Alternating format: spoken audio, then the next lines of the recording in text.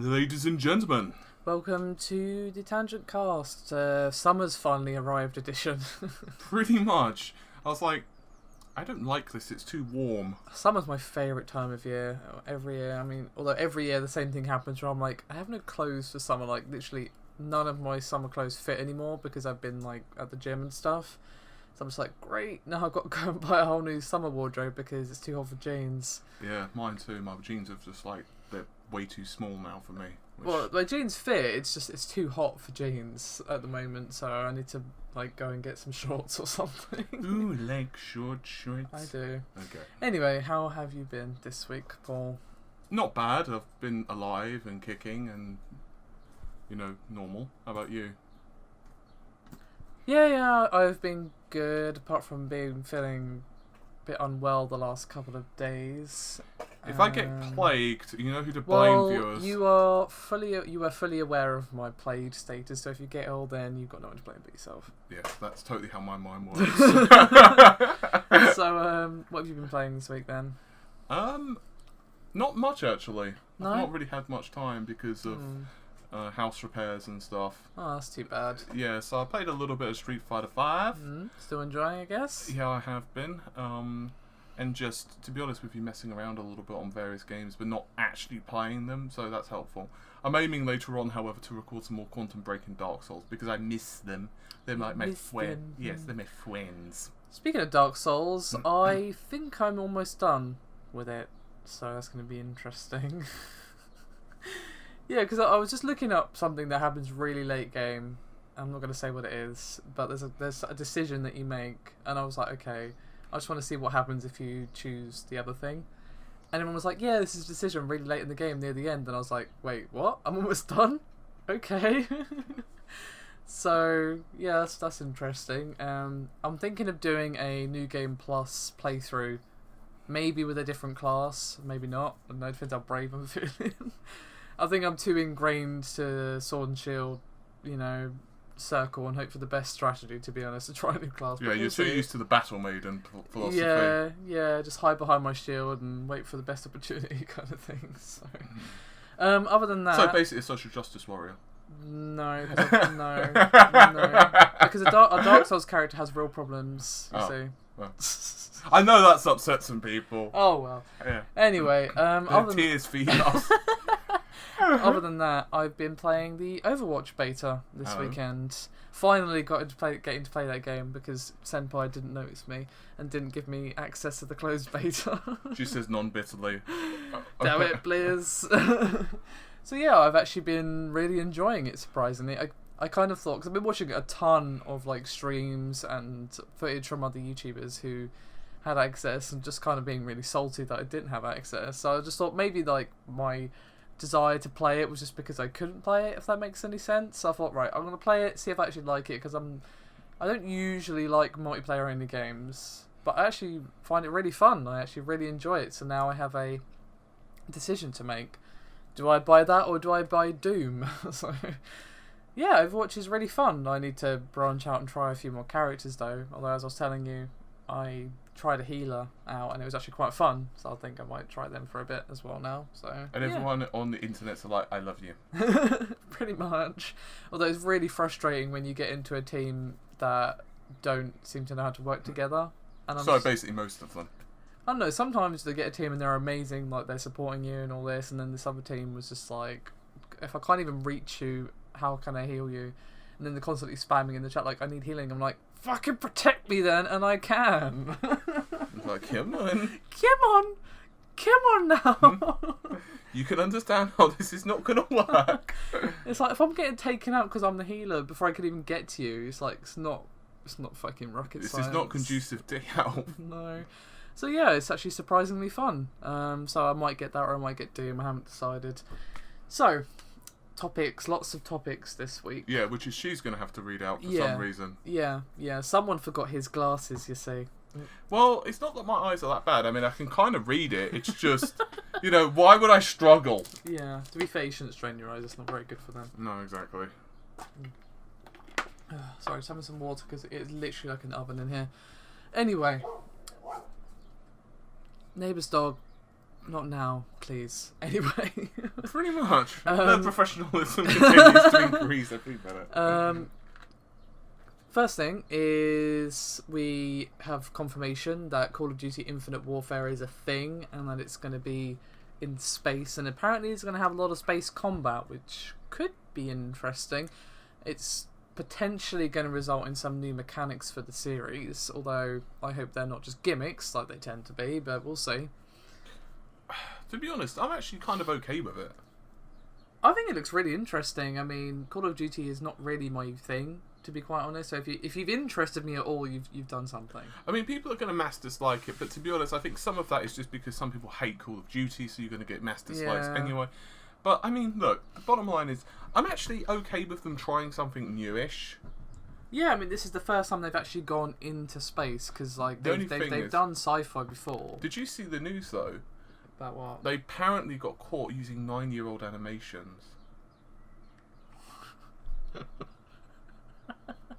I haven't read into it. All I saw is the headline. So you know how headlines can sometimes not be 100% accurate. Yeah, to be fair. Because when I was like getting ready to come down to your place, I was like, oh, let me just check on the internet, and I was like, well, that's probably going to piss off a few more people. Oh dear, if that's true, if they're just recycled animations from like, I don't know, some game from 9 years ago. Yeah, but I will point out though that it's only a trailer. Yeah, but the game's out in November. It's probably almost done by now. Yeah, but to be fair, I don't even know what that recycled animation was. I suppose. We shouldn't probably talk too much about that without knowing what they're talking about, so I guess research is required on that front. But I'm interested. I want to see how exactly it's handled, because I'm sceptical, because they've done this sort of thing before where they'll say where they've said, hey, yeah, we've got this really cool thing, like the grapple thing they had a while ago. I think it was Black Ops, and then you could only use it like when they deigned that you could, like press E to use kind of thing. So I just hope that the space sections aren't like that. That's my concern, because they've done this before. But if it's as cool as it seems on paper, I'm down. With the sickness. Yes.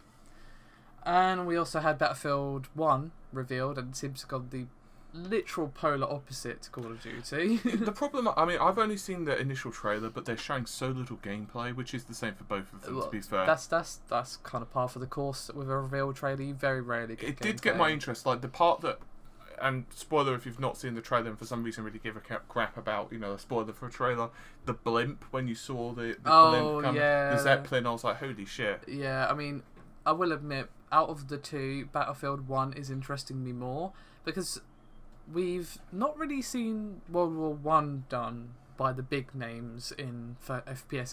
It's been not done for a long time. Not for a long time. Of course, World War 2 has been done to death, and to be honest, I'm sick to the back teeth of that saying. So a World War 1 setting, interesting, because Battlefield has always been about combined arms, use of vehicles and weapons. The horseback and the tanks, that just looks really cool for number one. But obviously, back then, the technology was very different to how it is now. And obviously, not so much with the technology. Obviously, very limited as well. Like a tank back then would have been really slow and more for support. It's not going to really be a tank as you picture now. I mean, like a tank now would probably murder like up 500 of the old tanks. Yeah, whereas a tank is more for support for infantry and stuff back then. And obviously, very much trench warfare and that sort of thing. Yeah, they actually called World War One Battle of the Trenches. Yeah. Did you know? Random little factoid. Okay. You've heard of For Whom the Bell Tolls? Yes. I believe, I don't know how true this is, but I heard that it was actually written for one of the battles in World War One. Really? That's why they say that basically. Remember the lyrics in For Whom the Bell Tolls? I heard the part was that when I said about fighting for endless grain for a hill men would kill, why they do not know. That's basically why, and they're referring to basically trying to get the high ground and the trenches. But I don't know how true that is, but that's what I heard. I mean, looking at the lyrics, I can kind of see the argument to be made there. But it could also just be about like war in general. War in general, it could be. So Battlefield 1 is the most interesting to me out of all of them. Hopefully the single player is good, but obviously for most people the multiplayer is going to be where it's at. But I feel like they've got enough variety to make it interesting. What's also cool is they're going to have some melee weapons as well, like the mace that the guy uses in the trailer.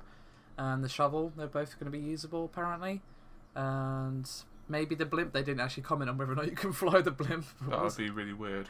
Probably not, to be honest, but we'll see. So I guess next is going to be the NX. Apparently have gone back about, I don't know, 10 years. Well, Decided that game cartridges or that. anything. Game Got about 20. Yeah, 20 years. Well, unless you're counting rather handhelds. Well, I'm kind of thinking N64 here. I can't really remember what Well, it there's was. a couple of facts with this. I mean, firstly, with the 32GB, it could be the handheld version Let's of just the clarify, NX. sorry, we didn't actually say. They've decided to use cartridges for the NX. So, yeah. So the 32GB could be for the handheld version of the NX, because NX is a project name. It doesn't necessarily mean just the main console. Secondly, I'm actually okay with it. The main concern I've got isn't the pricing or the storage space, because technically speaking, they could go up to 128GB in the future if they want, which is more than the average Blu-ray disc. Yeah. But what really concerns me is, are third parties going to be put off with this? Because presumably it would be a very N64 problem where they'd have to get the cartridges manufactured by Nintendo, because let's say for the sake of argument you're Electronic Arts, you won't have the facilities. No, presumably. you won't. So you can easily go to Bob down the road and get your Blu-rays pressed. Mm-hmm. I'm slightly exaggerating, but you do have, obviously there is copyright protections and stuff on Blu-rays, but it's a lot easier to get it reproduced. Yeah, well, the places to get mass production of Blu-rays obviously are much more common than mass production of a cartridge. Precisely, and plus you've only got certain vendors who would provide those chips, which I believe is Macronics. So I wonder if Nintendo are going to do this to exert further control on the third parties, which they've done in the past. Now, obviously, we're saying that based upon some rumours from hearsay, without knowing whether it's going to be for the full system. Yeah, we don't know if it's even true at all. It could be for the handheld version. It could be for some sort of like device that you could take out of the NX, like maybe you can play it on the go as well. We just don't know what it's for. It could be for the main system. It might not. It does have a lot of benefits, though. It does. But your concerns are valid, and to be honest, I am concerned that it will put a lot of third-party developers off, because let's say you're a smaller company as well. You're probably going to go purely digital for the NX in that regard. Yeah, but that's not a problem, in which case they can still do it. Yeah, I know. I'm just saying that it will be limiting, and it will put off the big guys like EA and everyone. They're going to have to go to Nintendo to say, look, here's everything you need. Fortunately, make Nintendo our cartridge for us, kind of thing. Unfortunately, Nintendo are always reasonable when it comes to this. That's what I'm concerned about. Did you know that back in the day, Nintendo had a strangleopoly on the market? Yes, I made that word up, but it was a stranglehold and monopoly on a strangleopoly. Yeah, exactly. But basically, they had such tight control and exertion over the marketplace that basically developers were pretty much their bitch. Yeah. Right, but the thing was with that their control and trying to control the market, and this is particularly true when they were trying to remember blockbusters where you could go in and rent like a game for like a couple of dollars or a couple of pounds. Yeah. For like 2 or 3 days. Well, basically they didn't like that, and just how they were trying to squeeze out the used market, they were also trying to prevent the rental market. And so you got this really weird situation where they were trying to essentially use court orders to prevent blockbusters from renting games. And Sega, on the other hand, did the reverse. They went up to the blockbusters of the world and said, hey, how would you like to have exclusives? How would you like to have the games, and we'll do them at good discounts for you? How would you like XYZ? How would you like in-store promotions? And blockbusters were loving it, and so were customers, and it acted as like a massive promotional piece for Sega, and it's one of the reasons why Sega started to get some foothold into the market. I mean, out of those two strategies, obviously we know which one worked out, and to be honest, attempts but made in the more recent times by companies to try and get rid of pre-owned market has not worked. None of the methods have worked. I think at this point they have just accepted that the pre-owned market is going to be a thing as long as there are still physical discs. Pretty much. And to be honest, it might be in the future that it might be a thing on digital that you can trade in. It certainly is required under certain laws that you can resale something that you own. Do you remember that thing, that questionnaire on Microsoft. Yeah, exactly. And although that the percentage was way too low, it's and clear... Phil said he didn't even have a clue what the hell they were yeah, asking. well, it was Aaron Greenberg, but I get your point. So they've accepted that now. So if they try to do the same thing again after they failed, and many other companies have failed when they tried to do that online passing that was limiting DLC and stuff. Yeah, I think one of the big ones. Yeah, like Batman did it with the Catwoman thing. Which was taking the piss, by the A way. lot of companies did it. It took the piss and it didn't work. So after so many attempts have failed, are they really going to do that again? I don't know if even Nintendo are that dumb, to be quite frank. So yes, they will. I hope not. I really, really hope not. I mean, if they've gone with cartridges, let's just hope that it's because it's actually, in a way, more efficient. I mean, as weird as that sounds. To be fair, my biggest concern with Nintendo is the fact that they've decided or opted to only have the Zelda at their conference, and I think that's really bad. It's concerning to me. Now, it might not mean anything. It might just mean they're saving their big games for Gamescom. Or it might mean that they don't have anything to show. We just don't know which one it is, to be honest. They kind of did this before where they just, where they didn't really have any big games at E3 last time. But to have nothing apart from Zelda is concerning. Yeah, so I'm not very happy about that myself. Because, you know what, it's not that I think it's a bad thing necessarily on if you delve deep down into it. My concern is that if you're someone who doesn't follow the market that well, and you just think to yourself, what have Nintendo got to show? Yeah, and then it's literally Zelda and nothing else. It makes the message that, oh, well, okay, Nothing. You've got shit. That's what you've got. I mean, I'm glad we're going to be seeing lots of Zelda because we didn't even see it at all last year. I'm glad we're going to finally see what that game even looks like. My problem with it, though, to have nothing else, that is concerning. I hope that they have something for Gamescom. You know what my concern is with the massive Zelda stream, though? It's like you're doing it. When's E3? When's the date? Oh gosh, June the 12th or something like that. Yeah, so basically, I'm rounding it up here, but it's about 9 months later you're going to get to actually play Zelda. Yeah. So it's kind of like, well, you've got this live stream of a game that you're not going to play for basic. They've shown so little of it though. That's the issue. That's fine. I don't have any qualms with the fact you're going to have a live stream but I think the live stream should be about 30 minutes to an hour with other stuff. My concern is that you've got. It's not going to be a whole day of Zelda. No, I know. It's their entire slot though is being taken up. Yeah, I mean they usually do with their Direct. They'll do the Nintendo Direct and then they'll do the Treehouse thing after, where they'll have more gameplay.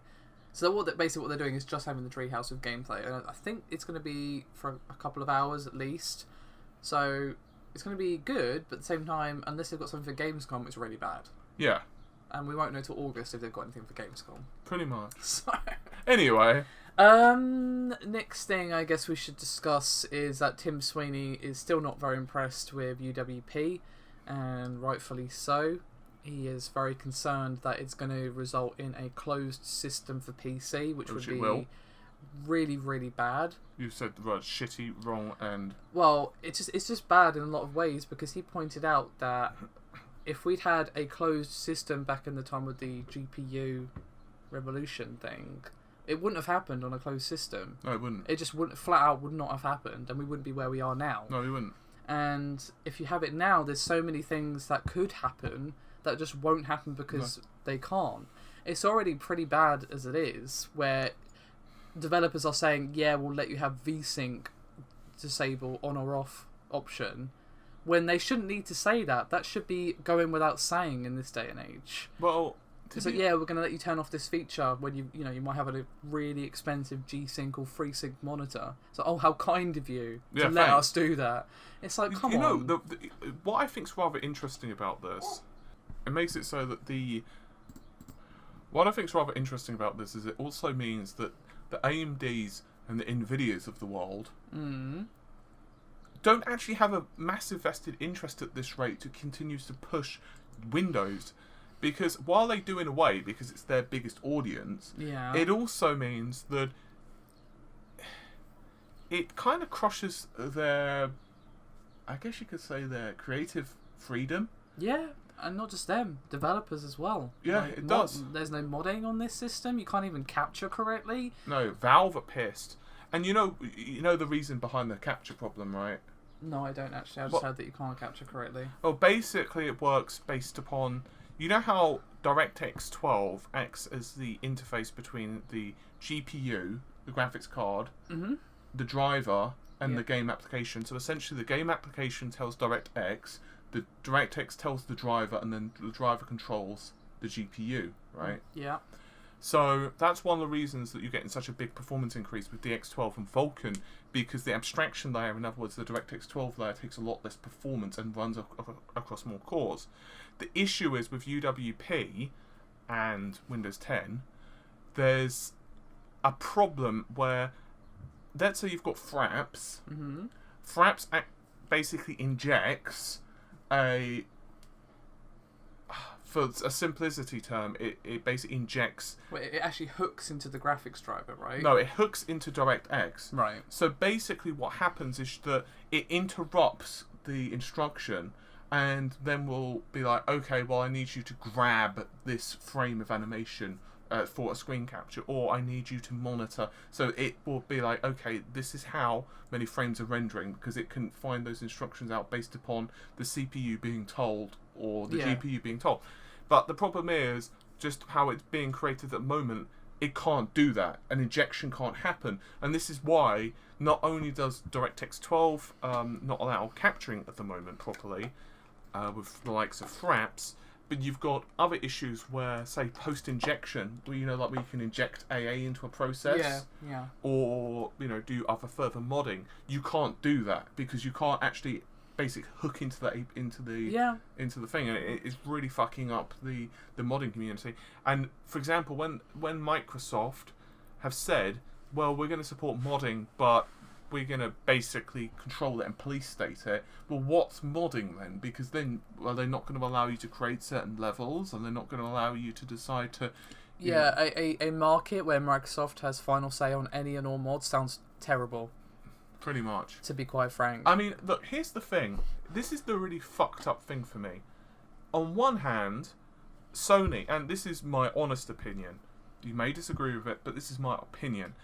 When you've got Sony, I don't want Sony to have a monopoly in the console market. A monopoly is bad no matter who has it. So there's a really big part of me that is really, really behind both Sony and Microsoft, because I think that it would be fantastic for both. And I really want Microsoft to be competitive. And some of the stuff Microsoft have done recently, I'm really behind. I really want Microsoft to just knock it out of the park. But then they do stuff like this, and I think to myself, I can't support this. I know what you mean.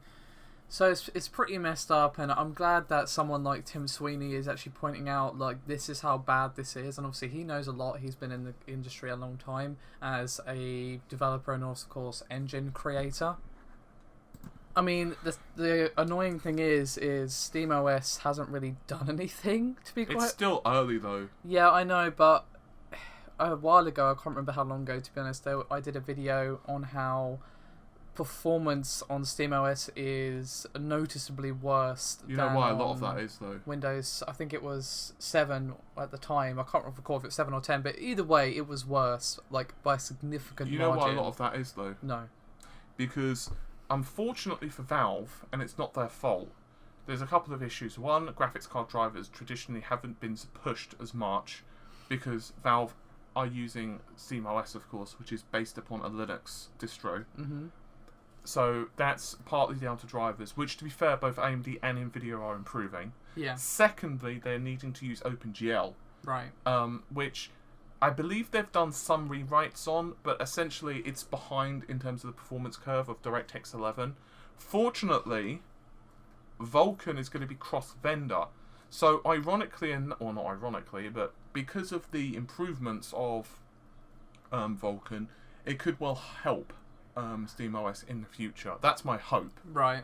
Because, you know, the issue is at the moment there's not really a competitor for gaming in the OS space, so Microsoft can pretty much do whatever they like, and we just have to kind of eat it. You could do whatever you want. Well, you know, you can stay on Windows 7, which is cool for now, but eventually it's going to be getting to the point where DX12 is actually going to be properly utilised, and there's going to be a lot of exclusives to Windows 10. To be honest, I kind of don't want... my personal opinion is I really don't want DirectX 12 to be as popular as Vulkan. I prefer, because I can't remember who it was. If Microsoft go down this route, it probably is going to be Vulkan, just because developers are going to use that instead of DX12. There was a developer, and I don't remember the chap's name, but he basically said, why would you use DirectX 12? And the argument, of course, is performance, but technically, Vulkan, once it gets further along in development, because it's behind DirectX at the moment. Yeah. But later on in the future, and I haven't looked at it yet, but apparently Doom running on Vulkan on the new GeForce cards was, oh my god, what the fuck, barbecue. I've heard the performance is insane. I did see, but I haven't actually looked at the figures yet. I haven't looked either. But anyway, if they can push that enough, the argument is there's no point in DirectX. There is some if you're creating a game exclusive for the Microsoft ecosystem, for example, Windows and, let's say, the Xbox. Yeah. But otherwise, there's no point, because if you're targeting Vulkan, the rumours are, and once again, rumours do not equate to truth, but there's rumours that the NX is going to use Vulkan. Yeah. Vulkan is fairly easy to port, from what I've heard, from the PlayStation 4. Mm-hmm. Vulkan can also, of course, run on any distribution of Windows that's more modern than 7 and has a relatively modern GPU. Yeah. It can run across Windows, it can run across Linux, it can run across Steam, it can run even on your tablet, it can run on your phone. Yeah, so basically, if Microsoft decide to go down this really aggressive route that Tim Sweeney's predicting, I'm also going to predict that a lot of people are going to switch to Vulkan. So, in case we're wondering why we're sometimes pausing, we're looking at Amy's cat, which is just... Yeah, she's pretty much spread eagle on my bed right now, just kind of stretching and enjoying the little patch of sunshine that's coming in through the window. She's a cat. Yeah. So, last topic before we move on to questions is, of course, we finally had the unveiling of the Nvidia 1070 and 1080. So, obviously, if people want the full details, do watch your video that's up yesterday. Plug. But why don't you give a rough overview? Don't go too much into detail, because obviously that video does exist. But rough overview. Are you happy? Oh my god, what the fuck, barbecue gif. So, are they happy? Are you happy rather with what they revealed? I will be happier when we see proper performance numbers, especially from the 1070. Yeah. I think the 1070 is going to be the better card. I don't mean that from the performance perspective, but I think in terms of value. Yeah, I swear it's $350, I think. Yeah. And from what I've heard, and the thing is, Nvidia's claims don't necessarily equate to reality. Yes, so I'll wait. Yes. But if their claims, and I don't believe they're lying, I believe that they're being fairly truthful. I know, Nvidia have a history of embellishing somewhat, so we say. To be fair, they've shown some stuff which looks pretty promising. Yeah. But anyway, if they turns out to be accurate, the 1070 is faster than the Titan X. So that should be pretty darn indicative of the performance you're getting. And, I mean, the 1080 is faster than two 980s in SLI, which is fucking insane. Yeah. And supposedly, both cards are going to overclock like demons. And what's more interesting to me about all this is this is not even the big card. What do you mean? Well, that's the GP104.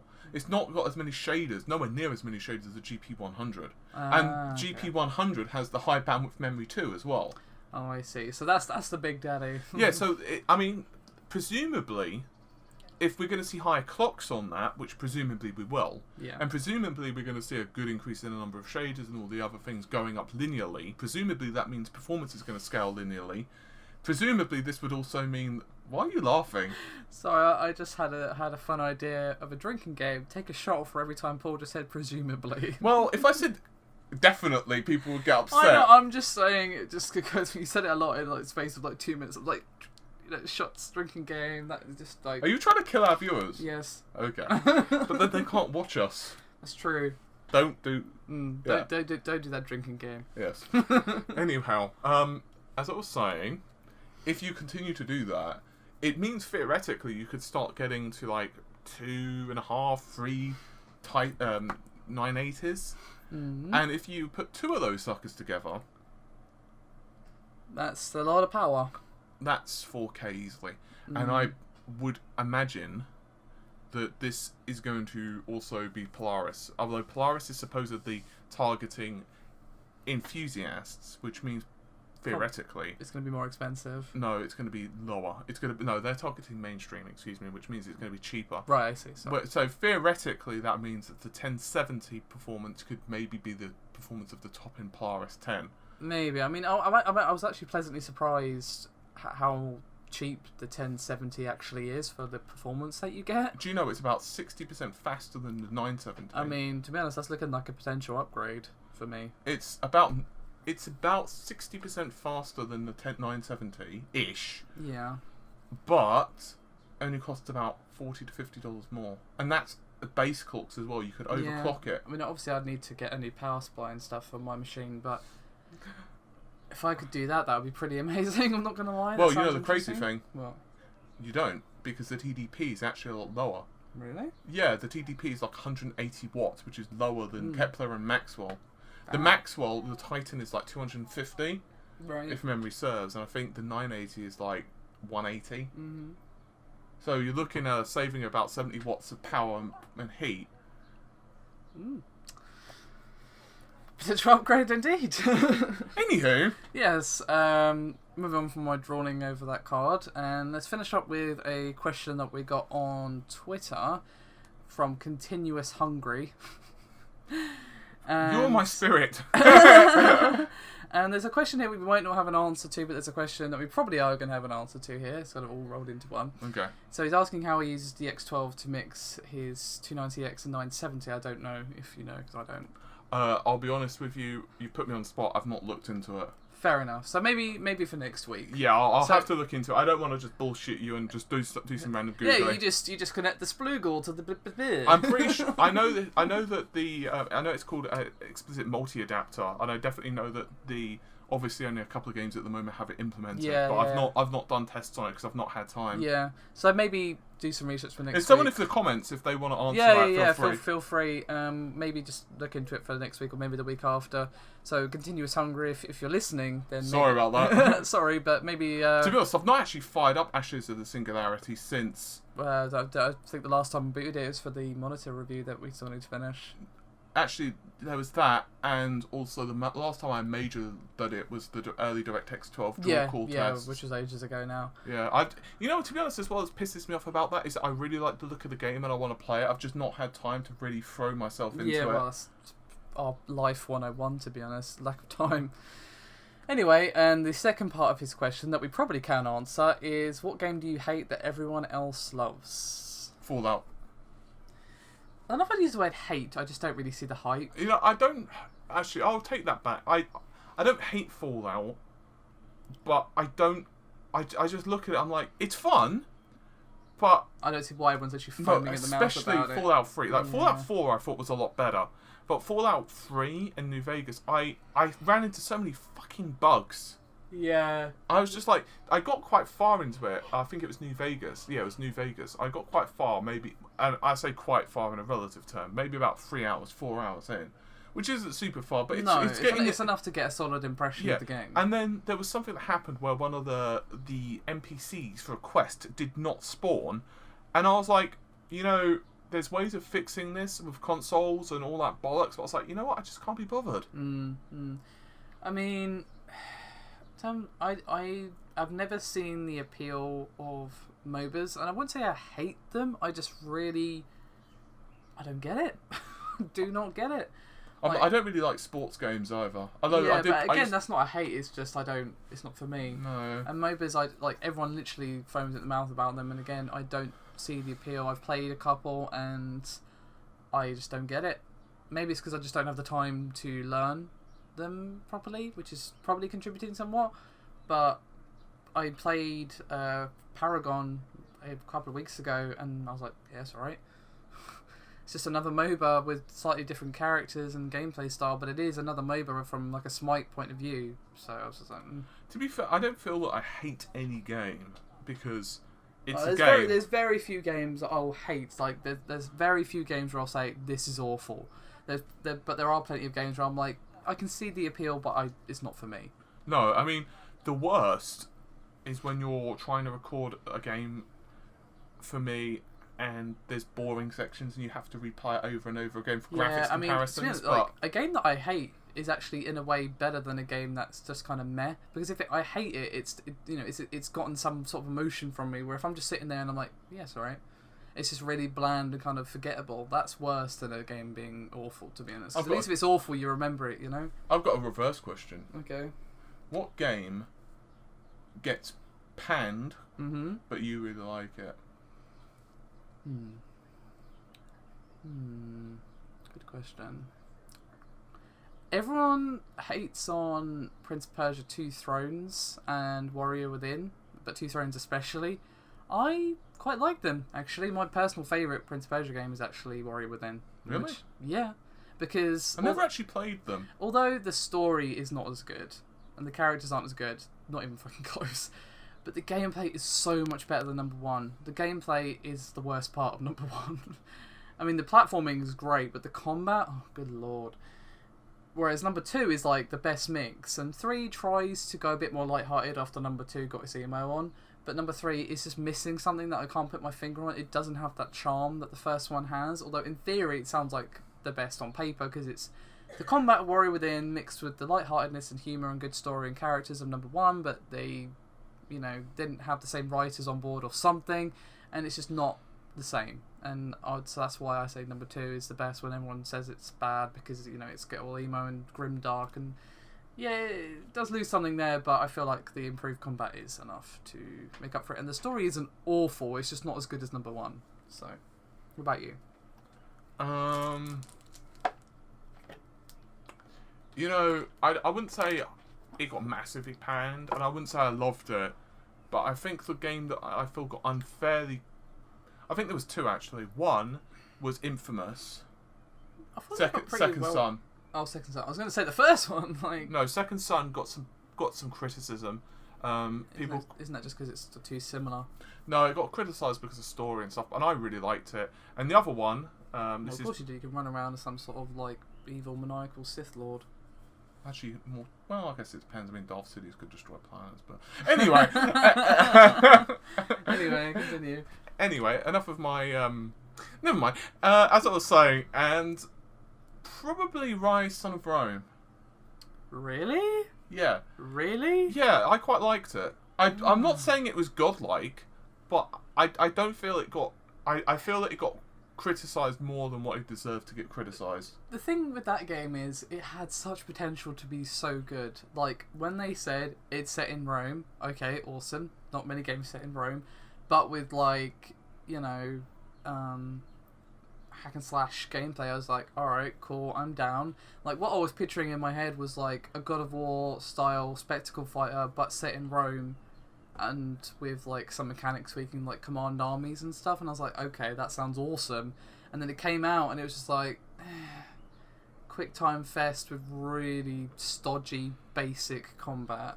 I actually quite liked it, but I think I think mostly it was just the setting and the atmosphere and the graphics, and I'm not saying it's like in my top 10 games of the year or anything. You just don't deride it as much as everyone No, else. I mean, like, if you said to me, hey, let's play Rise, Son of Rome, I'd be like, okay, fair enough, might as well. I think with that, it's just... Possibly you get to hack people's limbs off. Yeah, but He says with Lost in his heart. There are better games where you can do that. I don't know, I quite like it. I'm not saying it's the best game ever. I mean, as I said, it's not a bad game, it's just kind of mediocre, that's the problem. Yeah, like, objectively... I would say that it's got major problems. Yeah. Subjectively, though, opinion-based, I would say that I quite liked it. No, I mean, I can definitely see why you would. I'm just saying that I think the reason why it got so destroyed by gamers and reviewers is it's not because it's bad, it's because it's just they felt bad. It's just kind of bland and mediocre, and it's clear that it was meant as more of a technical showcase for the Xbox One than... It's Crytek. Well, yes... So clearly the graphics were prioritised over any gameplay. It's Crytek. Yeah. But they've made good games that look pretty before. They are capable of doing both. So, just saying it's Crytek doesn't really help. Neither just endlessly staring at me either. Yes. Anyway, unless you've got anything else you want to talk about, I think that's us done for this week. Cats are good. Cats are good, it's true. Well, that's gotten that off my chest. Yeah, I mean, no one in the world has said that before. Cats are fan bloody fantastic and great and amazing and splendid and, you know, the best thing since sliced bread and stuff. I bet no one said that before. They probably some variant thereof. Well, variant I'll take.